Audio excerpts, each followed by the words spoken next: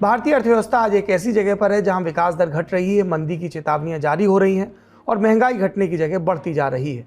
आम लोगों के काम आने वाली सारी चीज़ों के दाम बढ़ गए हैं। देखिए, CNG 27 रुपये, LPG 200 रुपये, दूध 9 रुपये, गैस, सब्जियां और अनाज महंगा हुआ है। इस महंगाई की निगरानी का काम करता है RBI। भारत सरकार ने रिजर्व बैंक को मैंडेट दिया है कि खुदरा महंगाई 4% के आसपास रहे, घटे तो 2% से नीचे ना आ जाए और बढ़े तो 6% से ऊपर ना जाए। लेकिन 2022 के पूरे 12 महीनों में महंगाई कभी 4% के आसपास नहीं रही। इतना ही नहीं, वो जनवरी से अक्टूबर तक यानी पूरे 10 महीने 6% से कहीं ऊपर रही।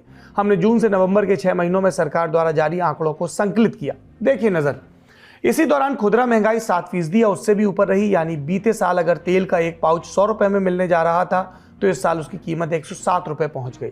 100 रुपये में 7 रुपये बढ़ जाएं तो आपको कम भी लग सकते हैं, लेकिन सोचिए अगर 140 करोड़ लोगों को 7-7 रुपये ज़्यादा चुकाने पड़े तो कितनी बड़ी रकम लोगों की जेब से निकल रही है।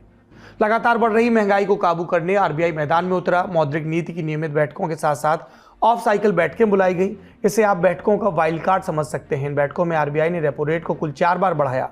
रेपो रेट क्या होता है, फिर रिवाइज करते हैं। भारत में सभी बैंकों को RBI के तहत काम करना होता है। अपने काम के लिए वो RBI से कर्ज लेते हैं। इस पर उन्हें RBI को जो ब्याज देना होता है उसी को कहा जाता है रेपो रेट। बैंक अपना पैसा RBI के पास जमा भी रखते हैं। इस पर उन्हें जिस दर पर ब्याज मिलता है उसे कहा जाता है रिवर्स रेपो रेट।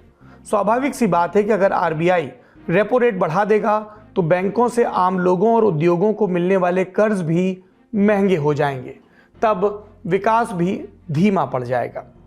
ऐसे में जो रेपो रेट मई 2022 में 4.40% था उसे RBI बढ़ाते बढ़ाते दिसंबर में 6.25% पर क्यों ले आया? दरअसल रिजर्व बैंक ने बहुत लंबे समय तक रेपो रेट को कम रखा क्योंकि सरकार विकास दर पर फोकस कर रही थी।